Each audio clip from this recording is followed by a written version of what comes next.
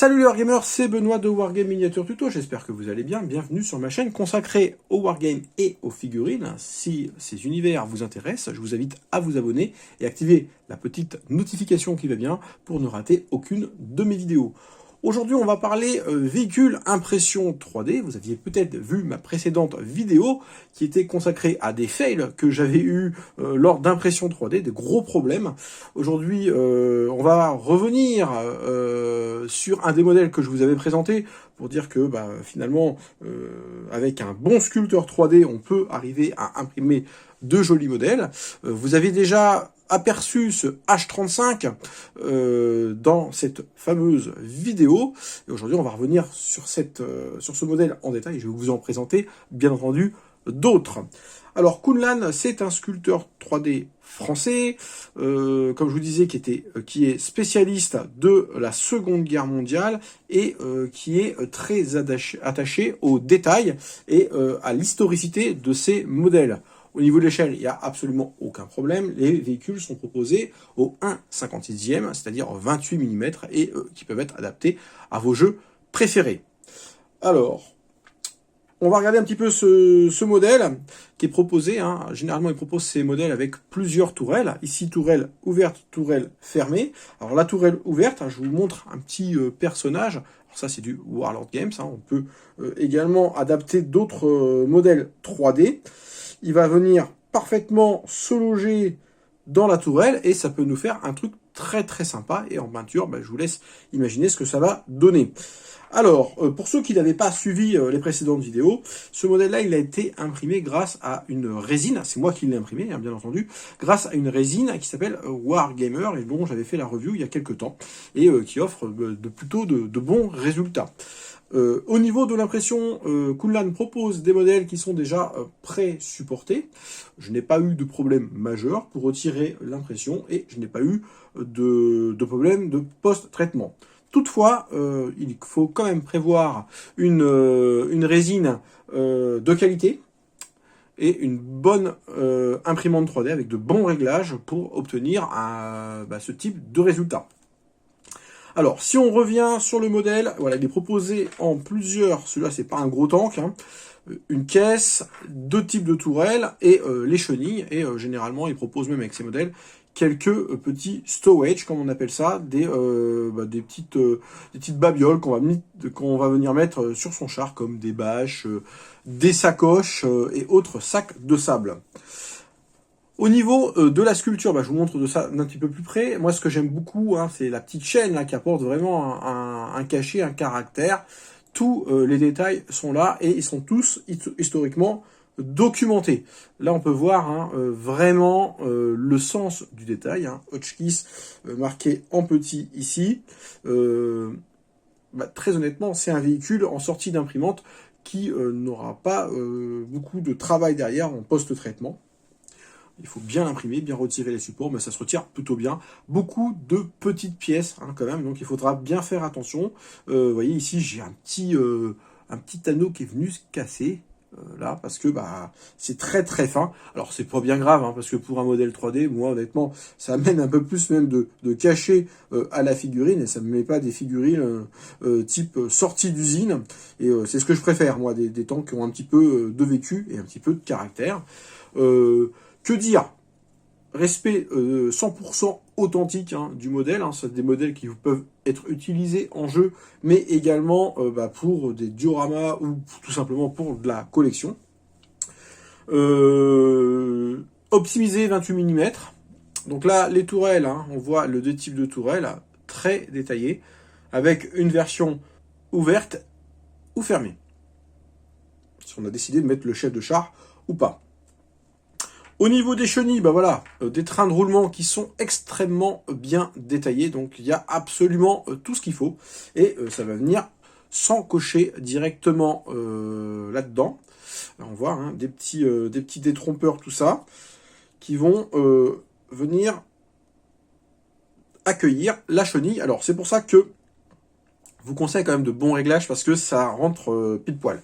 Avec une imprimante mal réglée, vous allez avoir des problèmes pour rentrer les petits picots dans les petits trous. Donc voilà, ça serait, si j'avais à donner un défaut, il y en a deux, hein, on va dire, sur ces impressions-là, parce qu'il faut bien que je dise quelque chose. C'est-à-dire déjà, il y a ces petits trous-là qui doivent parfaitement s'adapter ici, donc il faut une impression parfaite et un post-traitement qui est également parfait. Ça c'est le premier défaut. Deuxième défaut, c'est que il y a beaucoup de petits détails très fragiles. Sur ce modèle-là, là, ça se voit pas trop. Alors je vous montre un autre modèle qui sera peut-être un petit peu plus parlant. Encore un modèle emblématique de l'armée française. Il s'est vraiment spécialisé là-dedans. Un Saumur de début de guerre. Très très beau modèle. Et ici, vous voyez, il y avait une petite chaîne derrière. Voilà, elle a cédé. Ça, c'était pas bien grave. Mais vous voyez, par exemple, la tourelle, elle est composée de 1, 2, 3 éléments qui doivent venir parfaitement s'emboîter. Mitrailleuse, canon et tourelle. Et ça, ça peut devenir un petit peu compliqué si ça s'emboîte pas très bien. Sinon, vous vous retrouvez également avec une caisse, avec encore une fois beaucoup de détails. Ici, toutes ces petites caissons de flancs de tank ont été rajoutés, y compris la petite sangle qu'on voit là. Donc là, on rentre vraiment dans du micro-détail. Et les personnes qui sont vraiment fans de la personnalisation à outrance des modèles, ils vont être vraiment ravis parce que vous aurez forcément un modèle unique. Petite sacoche de derrière, qui est plutôt sympa, qu'on peut mettre, ça fait un truc sympa. Au niveau, alors je vais retirer la tourelle. Au niveau de l'évidage du véhicule, c'est déjà proposé et vidé. C'est encore une fois une impression qui est très très propre. Ici on voit finalement peu de marques de support. C'est vraiment excellent. J'ai pas grand chose à dire sur ce modèle-là et au niveau des modèles français, on va dire que ça reste une référence il faut qu'on soit fier également de nos sculpteurs français. Ils sont pas très très nombreux et ils font vraiment du bon boulot. Je passe sur ce véhicule pour vous en présenter deux autres, un véhicule très emblématique de la Seconde Guerre mondiale. Voilà, un Stug de début de guerre, alors avec le petit canon. Je crois que c'est la version 0.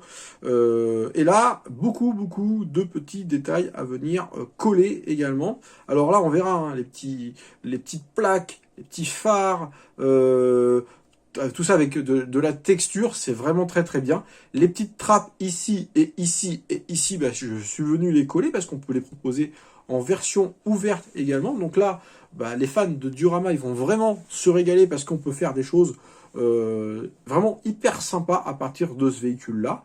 Les trains de roulement, encore une fois, ils sont parfaits, ils sont bien respectés avec des chenilles. Moi j'aime bien les belles chenilles sur les véhicules bien imprimés en 3D. Là encore une fois c'est nickel. Encore une fois le modèle est bien évidé. Alors là bien entendu il n'y a pas de tourelle, mais ça c'est un modèle qu'il m'a envoyé directement et vous voyez c'est vraiment super sympa de sa part. Un autre véhicule, alors cette fois-ci un peu différent, on est sur du Panzer IIIe. Et ce modèle-là, je l'aime beaucoup parce qu'il a plein de détails, y compris derrière cette petite bâche. Alors lui, il propose des bâches en impression 3D. C'est vraiment sympa parce que ça s'adapte parfaitement à l'arrière du véhicule. Tout ça, ça vient d'un bloc, on vient le coller. Alors, faut vraiment bien l'ajuster pour que ça colle bien. Mais une fois que c'est fait, on va vraiment se faire plaisir. La petite tourelle qui est totalement amovible, mais encore une fois, beaucoup de petites pièces à venir coller parce que le petit tourello ici, on va devoir venir le coller. Ici, tous les petits bidons qui vont apporter beaucoup de caractère à votre figurine, on les colle ou pas. Encore une fois, tout ça, c'est des options et ils proposent pas mal d'options, y compris des canons. Alors sur pas mal de ces modèles, des canons qui sont protégés par des housses. Et ça, c'est plutôt cool. Si on veut faire, je sais pas si vous êtes fan de ferroviaire, par exemple, vous voulez mettre ça sur un train, et vous voulez être en mode transport ou dans un mode plus décor, avec des petits véhicules qui sont bâchés, tout ça, ça peut vous apporter quelque chose de sympa. Encore une fois, un modèle qui m'a envoyé, rien à dire sur ce modèle-là, il est vraiment nickel. Alors c'est encore un autre type de résine, mais c'est vraiment très joli. En peinture, je vais finir par un modèle que j'ai peint. Alors il me l'avait envoyé il y a quelques temps, c'est un Renault UE. tout petit véhicule hein, de français de la Seconde Guerre mondiale. Alors ça c'était un prototype hein, qu'il avait fait, il était encore en développement et j'ai voulu le peindre pour voir un petit peu ce que cela donnait et voilà, on peut voir vraiment beaucoup de détails. Là c'était pas forcément une super belle impression pour ma part et encore une fois c'était un modèle qui était en développement donc il n'était pas nickel. Là il le propose maintenant avec une petite remorque, vous voyez il y a le petit crochet déjà qui est prévu. Mais encore une fois, voilà, beaucoup de détails. Et ici, on voit au niveau des petits dômes, des petits creux là qui permettent d'élargir le champ de vision du pilote et de son acolyte. Et franchement, ça c'est très joli à peindre. Ça va vraiment très bien. C'est un joli plaisir parce que encore une fois, hein, tous les petits rivets, tout ça, c'est proposé directement sur le véhicule. Et il n'y a pas grand chose à faire, hein, mis à part, encore une fois, les chenilles à venir coller. Ça, honnêtement, voilà, c'est du bon véhicule. Vous pouvez y aller les yeux fermés. Alors bien entendu, hein, vous pouvez commander directement sur les sites dont vous trouverez le lien en description de la vidéo. Il faut savoir que cet auteur-là ne propose pas de modèle physique, puisque il a fait le choix de ne pas commercialiser, donner de licence à des imprimeurs professionnels. C'est un choix qui se respecte. Pour autant, vous êtes tout à fait libre d'acheter les fichiers, et si vous ne possédez pas d'imprimante, de passer par un imprimeur, sous réserve bien entendu qu'il ne réutilise pas les fichiers à d'autres fins. Bon, normalement, un imprimeur professionnel, hein, s'il ne veut pas ruiner sa réputation, se contentera uniquement d'imprimer votre petit modèle. Voilà, c'était ma petite revue. Hein. Vous avez bien compris que les véhicules, ils sont très jolis et que ça, c'est devenu une référence hein, sur la sculpture 3D de véhicules de début de guerre. Alors, beaucoup de véhicules de début de guerre. Je crois savoir qu'il y a une liste qui est énorme de véhicules qui vont suivre. Et voilà, moi il me reste plus qu'à peindre tout ça et je vais le faire avec beaucoup de plaisir. J'espère que cette petite revue vidéo vous aura plu. Elle aura permis de mettre ce sculpteur français en lumière. J'espère que ça lui servira. Et je vous dis à très bientôt pour de nouvelles aventures. Ciao.